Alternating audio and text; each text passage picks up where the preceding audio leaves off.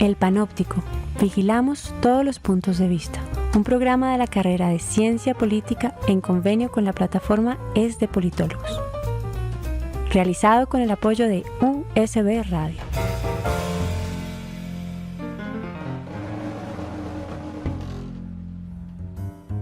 Un saludo, querida audiencia. Bienvenidos al Panóptico. Mi nombre es Sebastián Reyes, profesor del programa de Ciencia Política de la Universidad de San Buenaventura. El día de hoy tocaremos un tema muy importante y también un poco controversial: el lenguaje inclusivo en la academia. Para ello tendremos dos invitados de alto nivel. Contaremos con la profesora Patricia Gómez, licenciada en Ciencia Política de la Universidad de Buenos Aires, con estudios de maestría y doctorado también en Ciencia Política de la Universidad Autónoma de Barcelona. Actualmente es profesora de la Facultad de Derecho de la Universidad de Buenos Aires. Ella estará acompañada de mi colega Matías Boglione, codirector de la plataforma Es de Politólogos. En un segundo segmento contaremos con el profesor Luis Alfredo Valcárcel, director del programa de Derecho de la Universidad de San Buenaventura de Bogotá, el cual estará acompañado con mi colega Ana Teresa Duarte, también de la plataforma Es de Politólogos. Sean bienvenidas y bienvenidos a este espacio de interacción académica, diálogo con sentido y profundidad y rigurosidad. Bueno, muy buenas tardes a todos y a todas.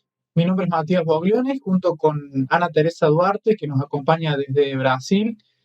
Vamos a ser los presentadores de este segmento que hemos llamado El Panóptico, un segmento radial que, en conjunto con el programa de Ciencia Política de la Universidad San Buenaventura, ha hecho en colaboración con nuestra querida plataforma de comunicación política Es de Politólogos.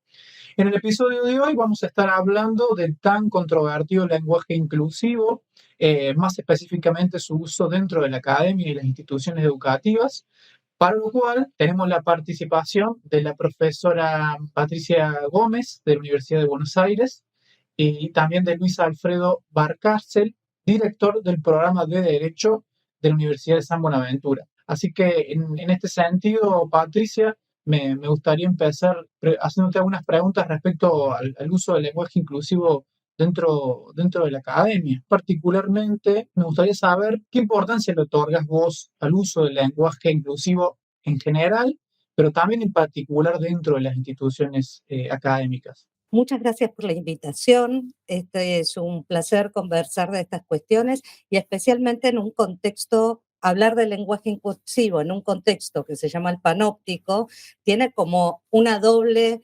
vuelta de interés, en el sentido de que ese panóptico que todo lo observa y todos nos observamos, va a tener que ver mucho con el lenguaje, porque en los últimos años apareció, no sé si apareció, pero se difundió la célebre frase: lo que no se nombra no existe, pero esa frase, así como los tweets, hay que llenarlos de contenido.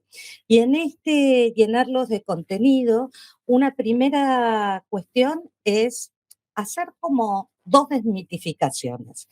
La primera es que las cuestiones alrededor del lenguaje inclusivo en general y en la academia en particular no son un debate de los últimos 5 años, cuando algunas jóvenes y algunos jóvenes decidieron empezar a hablar con un sintagma como es la E para tratar de ser más abarcativos.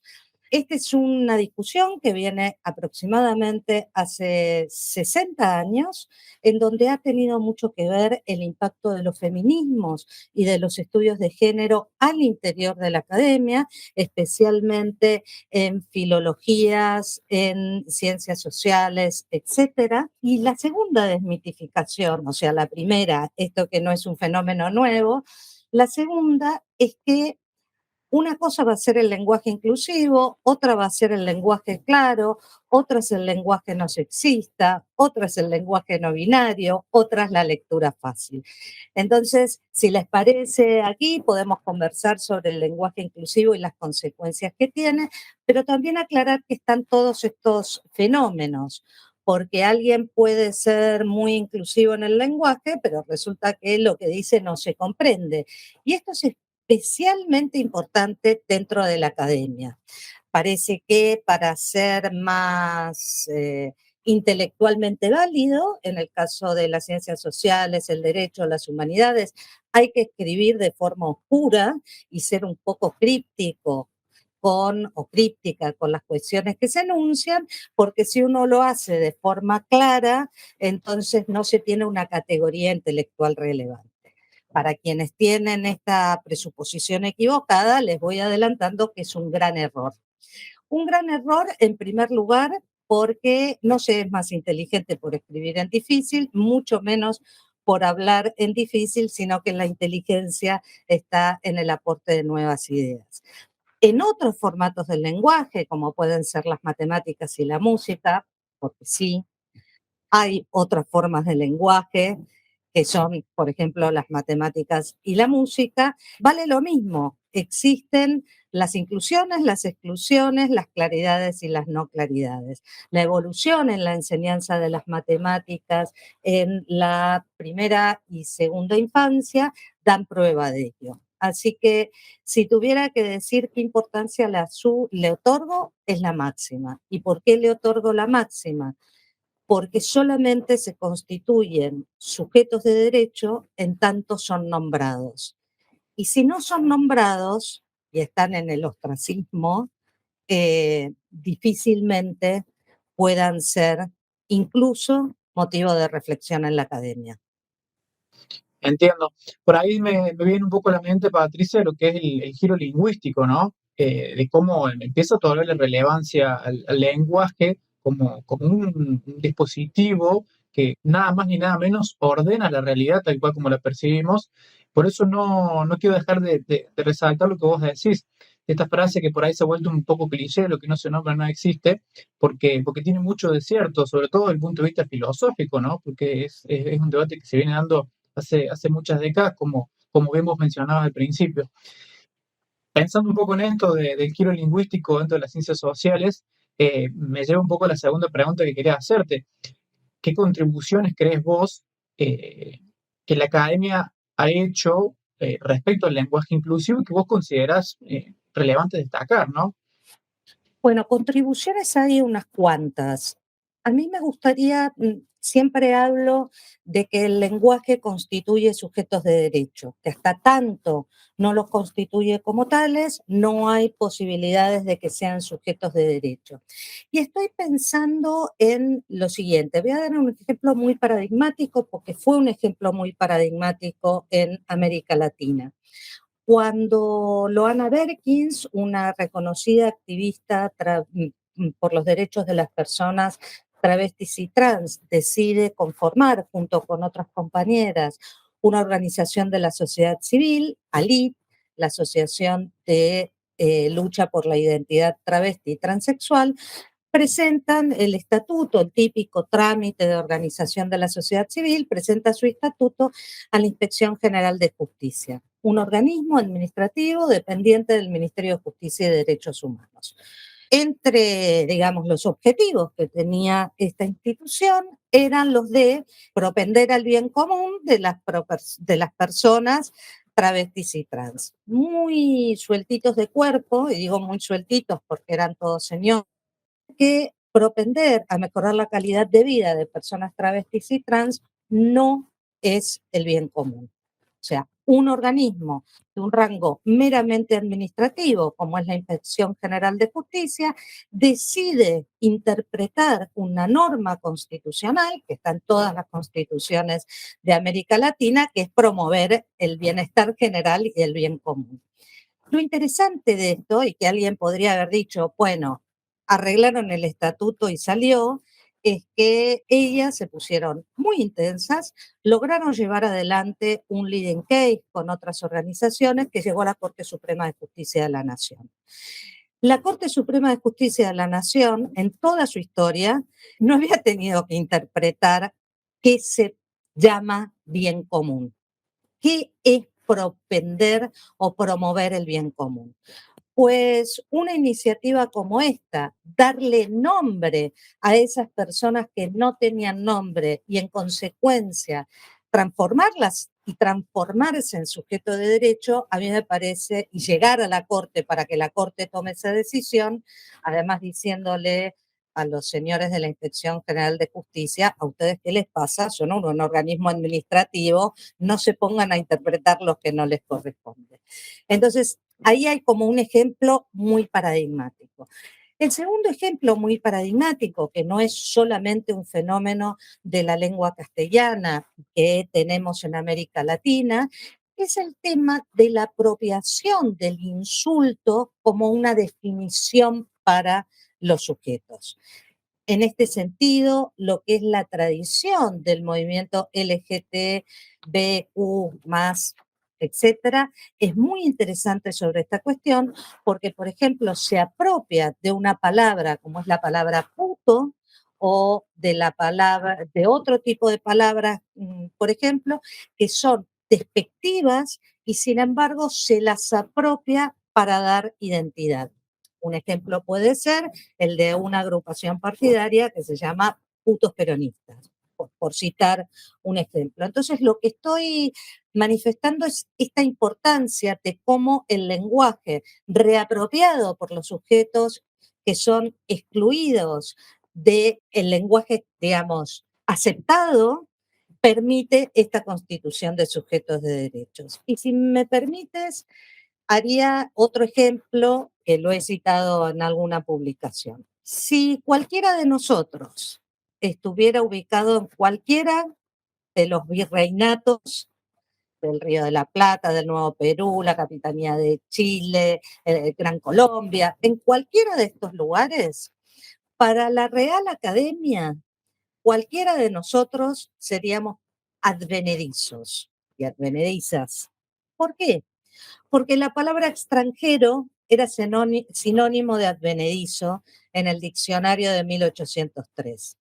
Entonces, a quienes se consideran puristas de la lengua y más papistas que el Papa, les recomiendo una lectura pormenorizada del diccionario de la Real Academia, que tiene una sección muy interesante que son los diccionarios anteriores. Y entonces allí se pueden ver cómo evolucionó nuestro castellano.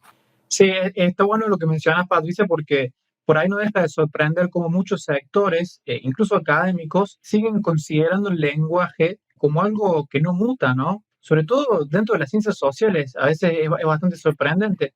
Esto por ahí también me lleva un poco a la siguiente pregunta, que nos interesa un poco indagar un poco más en estas resistencias, ¿no? Porque obviamente que siempre que surgen cambios, como en este caso disputas de sentido dentro del lenguaje, obviamente siempre surgen resistencias, como puede pasar como políticas públicas, como pasa con el aborto en muchos países, por supuesto. Vos que por ahí estás en el tema y que venís trabajando arduamente para que el lenguaje inclusivo sea una realidad dentro en este caso de la Universidad de Buenos Aires, dentro de algunas facultades, al menos acá en la Universidad de Córdoba, también se utiliza el lenguaje inclusivo, sobre todo en la Facultad de Comunicación, de la que hago parte. ¿Vos dónde consideras que proviene, según tu experiencia, ¿no?, la mayor fuente de resistencia al uso del lenguaje dentro de la academia particularmente? Voy a aventurar una respuesta, porque no es un tema cerrado, pero creo que hay dos tipos de resistencias.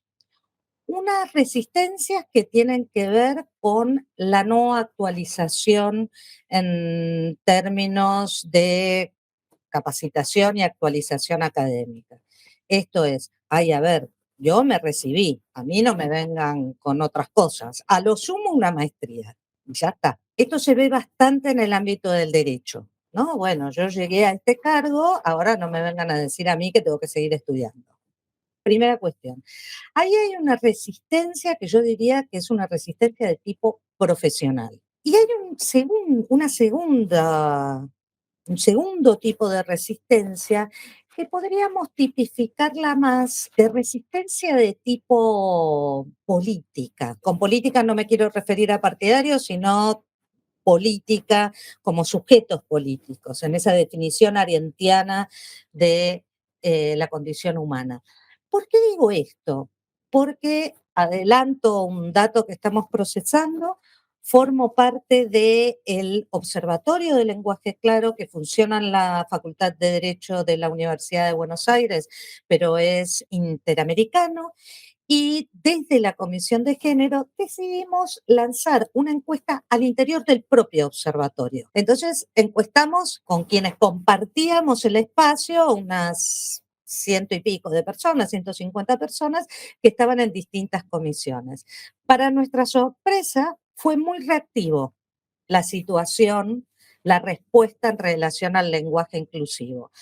Ahora, ¿que por qué? Porque no es bueno, porque no sirve, pero cuando una preguntaba, bueno, analicemos un poquito más esto, veamos qué características tienen estas personas que son resistentes al lenguaje inclusivo y ninguna de ellas, casi ninguna, solo el 10%, había hecho una capacitación sobre el lenguaje inclusivo. Entonces, por eso digo que hay una resistencia más de tipo político, porque incluso esto aparecía en distintos grupos etarios, en distintas cuestiones generacionales. Esto de que la resistencia es solamente por parte de las personas adultas o adultas mayores, me permito dudar de esa conclusión. Así que cuando estén los resultados se los haremos llegar y los comentaremos.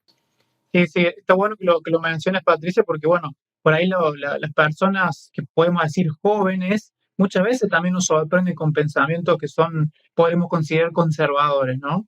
Ujú. Y está bueno que aclares que no es algo que responde a un cuadro etario ni nada por el estilo, que muchas veces es una cuestión de capacitación, incluso la decisión política de negar la existencia del otro, ¿no? En este caso a través del lenguaje, como se puede hacer a través del derecho, de la cultura, etcétera. Ujú. Esto me lleva a un poco el tratamiento que hacen los medios de comunicación. Sobre todo, bueno, particularmente en Argentina, que es lo que más acceso por ahí solemos tener, tanto vos como yo. ¿Qué opinas respecto a la banalización y la ridiculización que muchas veces se hace en los medios de comunicación sobre este tema? Que obviamente el uso de la banalización y la ridiculización no es nada nuevo en los medios de comunicación, pero por ahí gustan, ¿no? De lo que consideran novedoso, agarrarlo para la crítica en ese sentido. Creo que lo que se da en llamar dobles formas en algunas comunidades y en algunos medios de comunicación se ha instalado. Esto es, se habla de usuarios y usuarias, las y los clientes. Este tipo de cosas empieza a aparecer y empieza a sonar un poco más. Recuerden que hace 10 años atrás esto era una discusión increíble, hablar en las dobles formas. Y también la nominación de sujetos que no eran nominados. Yo vivía en otro país, cuando vengo en una visita a Argentina, no podía entender cuál era la discusión en torno si debíamos decir presidente o presidenta. Yo dije, perdón, ¿de qué estamos discutiendo? ¿Por qué digo esto? Porque efectivamente los sustantivos terminados en E definen su género gramatical por el artículo. La presidente, el presidente. Pero aquí vuelvo a mi primera intervención, que es cómo apropiarse del lenguaje para constituir sujetos de derecho. Y esto es especialmente importante en el caso de las mujeres políticas, en donde la opacidad que tiene la política, producto de un ejercicio del poder muy entendido en términos weberianos, hace que sean excluidas de ese espacio. Entonces, ministra era la esposa del ministro, no era la ministra, por ejemplo, de seguridad. O, por ejemplo, la palabra edecana. Claro, nunca hubo edecanas militares hasta que hubo una mujer que tuvo ese cargo. Lo mismo con la palabra fiscal. Entonces, en este sentido, creo que algunas de estas discusiones empiezan a aparecer. Lo que sí tiene mucha ridiculización, por supuesto hay banalización al respecto y no se va a negar, algunas radios tienen especialmente este tema como en su agenda. algunos periodistas que no suelen leer mucho el diccionario, también tienen este tema en su agenda. Sin embargo, la banalización va por este lado y la ridiculización va a tener que ver con el uso de la letra E, con el sintagma de la letra E. ¿Por qué? Porque es un recurso que han encontrado un círculo ilustrado de la generación Z para expresar un colectivo de personas. Esto llevó a que hubiera gente que dijera, Mese es verde. No, a ver, el sintagma está referido a las personas humanas. Entonces no es Mese, lamento informarle. La mesa sigue siendo verde y en todo caso habrá una persona o que estará sentado o sentada o sentade en esa mesa verde. Primera cuestión. Entonces, esta ridiculización también tiene que ver con esta oposición a aprender. Y también con no reflexionarlo en otros términos, porque no se les da la gana, porque es mucho más fácil. De todas maneras, yo con la letra E tengo mis diferencias hoy. Dentro de un año no lo sé, pero hoy tengo mis diferencias porque creo que en cierta medida tiende a ocultar también ese colectivo binario de varones y mujeres que, si nosotros decimos directamente les alumnes, perdemos de vista. ¿Sí? Entonces, prefiero utilizar las dobles formas, pero no como doble forma, sino como triples formas.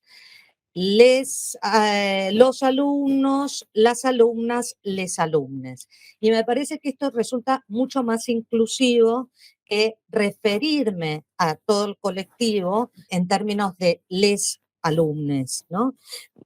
La otra cuestión, y por ahí me adelanto alguna cosa, es que en general no utilizo un sintagma, esta es una posición personal, y trato de utilizar más aquellos sustantivos colectivos, en vez de decir los ciudadanos, hablo de la ciudadanía, o en vez de decir los estudiantes, digo estudiantes en general. Es difícil, sí, pero como todo cerebro se entrena y se los recomiendo porque facilita la neurona activa. Bueno, muchas gracias por la recomendación. Está buenísimo también la aclaración, ¿no? Porque por ahí cuando usamos la E, pareciera que está, digamos, se está escondiendo otra exclusión ahí, ¿no? Otra negación, podríamos decirlo así. Patricia, sabemos que vos venís trabajando mucho respecto, bueno, que se empiece a utilizar un lenguaje más inclusivo dentro de la Universidad de Buenos Aires. Hasta ahora, ¿qué sectores académicos, qué facultades particularmente vos podrías identificar como que recibió mayor apoyo o acompañamiento? A ver, en la Universidad de Buenos Aires, puntualmente el caso de la UBA, tiene diferentes situaciones. Por un lado, se encuentran facultades como las facultades de Ciencias Sociales, que alberga 5 carreras propiamente dichas de esa facultad, en donde hay una recomendación de trabajar en lenguaje inclusivo. Bueno, esta es una primera cuestión. Hay ministerios como el Ministerio de Educación de una de las provincias del sur, no me acuerdo si es Santa Cruz concretamente, que también propende a que docentes y la comunidad en general educativa utilice el lenguaje inclusivo. Me parecen señales excelentes de desarrollo, especialmente porque no son obligatorias. Esto es, promovemos, alentamos, justificamos, insistimos en la utilización del lenguaje inclusivo, pero tampoco pasa a ser una obligación. Entonces, esto que distintas universidades con largas trayectorias en formación e investigación, especialmente lingüística, como es el caso de la UBA, lo estén incluyendo como recomendaciones, protocolos y manuales, digamos, como estos 3 formatos, me parece muy interesante. Es el caso de la Universidad San Juan Bosco, en la Patagonia, la Universidad Nacional de Cuyo, la Universidad Nacional de Rosario, que ha sacado una publicación a través de su área de su Secretaría de Género y Diversidad, la Universidad de Mar del Plata. Entonces, aparecen esta suerte de recomendaciones. En el caso de la Facultad de Derecho, tengamos en cuenta que desde hace 9 años hay un seminario, que es un seminario de posgrado, que se dicta dentro de un programa de actualización que está específicamente dirigido al androcentrismo y al sexismo en el lenguaje jurídico. Entonces, estas iniciativas empiezan a tener cierta injerencia.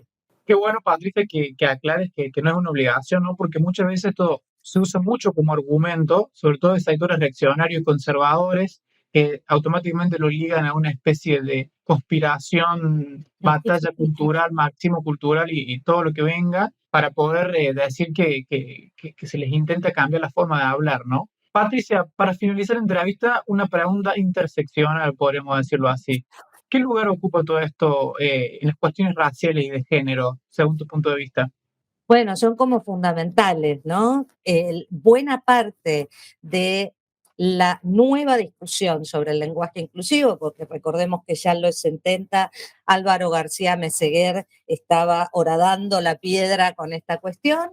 Yo creo que esta nueva aproximación tiene que ver con la recuperación del concepto de androcentrismo que viene de allá lejos y hace tiempo en ciencias de la educación, pero se recupera desde el derecho, se recupera desde el feminismo, se recupera desde las ciencias sociales, se recupera incluso desde algunas de las disciplinas que llamamos STEM, como las ingenierías, se recupera esta idea de discurso androcéntrico y con ello el concepto de interseccionalidad. Que a mí en este sentido es cierto que una académica afroamericana como Crenshaw lo vuelve a traer a la palestra, pero a mí me gustaría también que reivindicáramos a nuestras propias intelectuales de América Latina.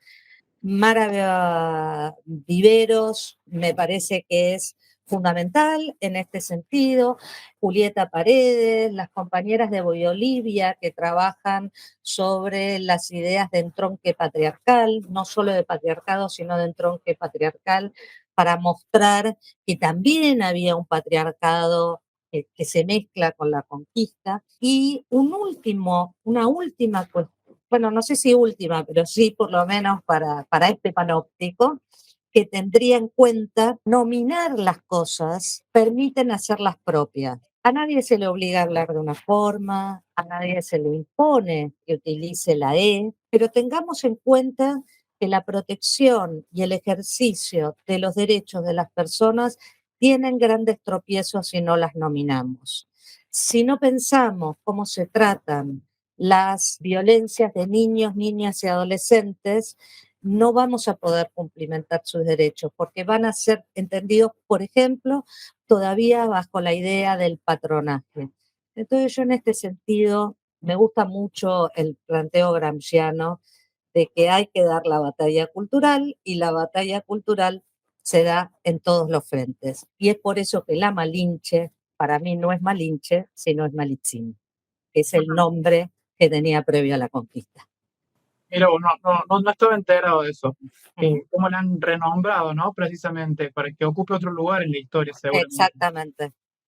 Me encanta tu reflexión final, Patricia. Me gustaría agregar que, volviendo a lo gramsciano, creo que la conclusión a la que podemos llegar es que no solamente el territorio geográfico es territorio de conquista, sino también las mentes y los corazones de las personas. Y en esto el lenguaje tiene un papel fundamental. Dicho esto, Patricia, no tengo más que palabras de agradecimiento por todo lo que nos has comentado. He aprendido mucho en esta corta entrevista, debo reconocer, y de parte tanto del programa de Ciencia Política de la Universidad San Buenaventura, como también es de politólogos de quien hago parte de esta hermosa organización y este proyecto que recién está empezando a andar.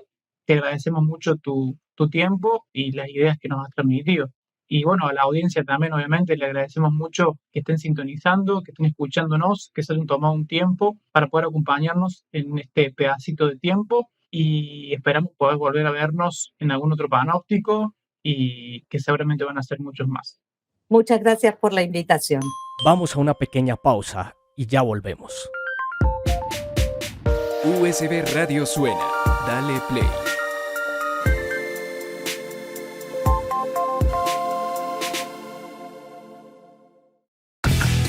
La Universidad de San Buenaventura desea mantenerse en contacto con sus egresados. Actualiza tus datos a través del portal de servicios de tu página web www.usbvoc.edu.co y entérate de todos los servicios que tu universidad tiene para ti. Teléfono 667-1090, extensión 101. Correo electrónico egresados@usbvoc.edu.co. La Universidad de San Buenaventura cuenta con el campus ideal para estudiar y formar un profesional integral. San Buenaventura es tu mejor elección. USB Radio suena. Dale play.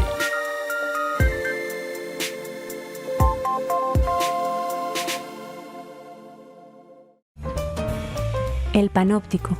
Vigilamos todos los puntos de vista. Un programa de la carrera de Ciencia Política en convenio con la plataforma Es de Politólogos. Realizado con el apoyo de USB Radio.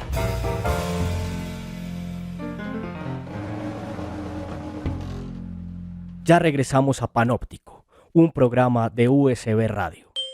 La primera pregunta sería, ¿qué piensa del uso del lenguaje inclusivo en la academia y por qué lo cree inconveniente aplicarlo? Bueno, para mí el uso del lenguaje inclusivo en la academia es un tema que genera una discriminación. Discriminación como una discriminación positiva y una discriminación negativa.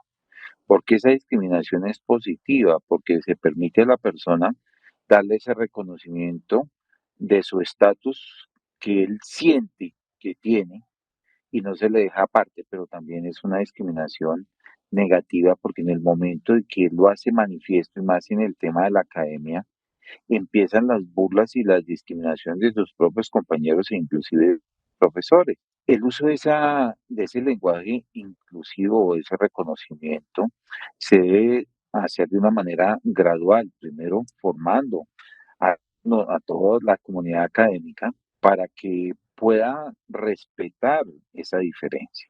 Lo que pasa es que el lenguaje inclusivo todavía en nuestra sociedad falta mayor capacitación y sobre todo una mayor tolerancia y un mayor respeto hacia esas posiciones de esas personas, Ana. ¿Usted personalmente se siente discriminado cuando alguien utiliza el lenguaje inclusivo en la academia? No, yo no me siento discriminado, para nada me siento discriminado. Considero que es un respeto hacia esas personas, pero también es una discriminación, porque en la academia todos somos iguales y creo que ahorita vamos a hacer referencia al hecho de que la UA ya implementó ese lenguaje inclusivo y ese lenguaje inclusivo, como te lo digo y lo manifiesto, permite es una discriminación. Mira, no quería referirme en este momento a ese tema, pero una universidad como la Universidad de San Buenaventura es una universidad incluyente, muy respetuosa, y a todos los miramos por igual. Nosotros miramos a nuestros estudiantes y llamamos por el nombre de Pedro, Juan, Sebastián, Nicolás, sí, no le colocamos él, ella o el binario, sino que todos para nosotros son iguales. Entonces, hablar de lenguaje inclusivo, por eso te digo, genera discriminación. Como Santiago ya ha comentado, una de las más grandes universidades latinoamericanas de la región, que sería la Universidad de Buenos Aires, la UBA, ya aprobó el uso para producción académica ya hace 3 años, desde 2019. Y parece ser una tendencia que cada día crece más, que una tendencia en crecimiento. Así que, ¿usted cree que vale la pena resistir a estos cambios? Los cambios siempre son buenos. Los cambios siempre son buenos siempre y cuando no generen un conflicto entre las partes de la sociedad y no generen un mayor daño a las personas que tienen una situación de que ellos no se sienten representados por ciertos vocablos. Entonces, si ya empezamos a incorporarlos sin que capacitemos y generemos conciencia entre toda la comunidad académica de que hay personas diferentes y que tenemos que respetar esa diferencia, pues no se va a lograr absolutamente nada, entonces vamos a tener un efecto totalmente adverso. Primero hay que formar, hay que educar a la comunidad en general, particularmente a la comunidad académica, para que se reconozca a esas personas en el espacio académico. Y lo que vuelvo y te digo, un compañero dice, no, a mí no me digan ni todas, ni todas, ni todas, ni todos, sino todes. Si tú te das cuenta, la Organización de Naciones Unidas fijó unas orientaciones para el empleo del lenguaje inclusivo, en cualquier género en español. También es cierto que viene una formación de sus miembros para que se incluya y se respete ese lenguaje inclusivo. Primero hay que capacitar y después integrar a la academia el uso de ese lenguaje inclusivo. Si no se hace así y no se genera consenso, no se genera un respeto sobre los mismos, pues no estamos haciendo nada. Además, yo soy del criterio que universidades, por ejemplo, como vuelvo y te digo, la Universidad de San Buenaventura, que es una universidad muy familiar, donde los mismos estudiantes, como lo manifestaba, los llamamos por el nombre. Entonces, ahí no podríamos hablar de aplicar el lenguaje inclusivo, porque estamos dándole a cada uno su identidad y esa familiaridad y ese respeto que se merecen. Entonces, no necesito decirle todas, todes, sino no, curso en general. Entonces, por eso digo que este es un tema que hay que mirarlo desde diferentes aristas. Hay universidades que tienen cursos de 100, 200, 300 estudiantes, y ahí es difícil ya esa familiaridad que tenemos nosotros aquí en la San Buenaventura, donde tenemos prácticamente una formación individualizada, ¿sí o no, mi doctor Sebastián? Frente a las actuaciones y las actividades académicas que se vienen dictando y generando aquí en la Universidad de San Buenaventura. Bueno, muchas gracias, profesor. Esas serían las preguntas. ¿Usted quería agregar algo más respecto a este tema del lenguaje inclusivo? Bueno, el lenguaje inclusivo no es que las personas estén en contra de él, sino que genera más bien es una discriminación, porque todos somos iguales y porque se le diga a todos no va a implicar que cambie el hecho de que es una persona igual que nosotros, y más bien los miembros o los otros miembros de la comunidad académica y de la nuestra sociedad ya empiezan a hacerle la diferenciación a este es de allí, este es de acá. No, no partamos de que se debe ganar se debe dar el respeto, no ganar, se debe dar el respeto, pero también tenemos que formarnos nosotros mismos en el sentido de que debemos respetar las opiniones y la individualidad de cada persona. Pero eso no implica tampoco que debemos aplicar de una manera totalitaria ya ese cambio sin que medie un proceso de integración y que una concientización de cada uno de nosotros como personas, como profesores, como estudiantes, como compañeros. La academia es algo importante y la comunidad académica está llamada a apoyar esos cambios, pero de una manera progresiva, no de una manera que sea impositiva, porque esos cambios impositivos no les gustan a las personas. Muchísimas gracias, profesor. Sebastián, Santiago, ¿quieren agregar algo? No, Ana, muchas gracias por la entrevista y muchas gracias a ti, Luis Alfredo, también por aceptar el espacio.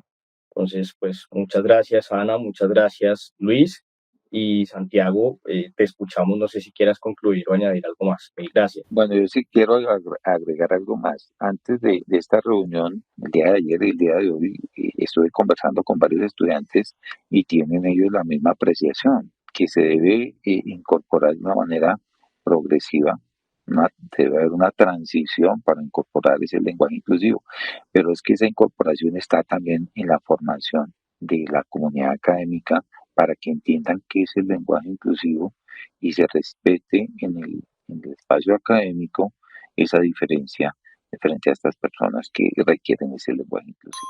En nuestro próximo episodio tocaremos el tema de las migraciones, libre movilidad, políticas migratorias, seguridad humana, entre otros tópicos de gran relevancia en el marco de este fenómeno. Les invitamos a conectarse. Recuerden, el Panóptico, el programa de la carrera de Ciencia Política de la Universidad de San Buenaventura, sede Bogotá, hecho en convenio con la plataforma Es de Politólogos. Muchas gracias por escucharnos.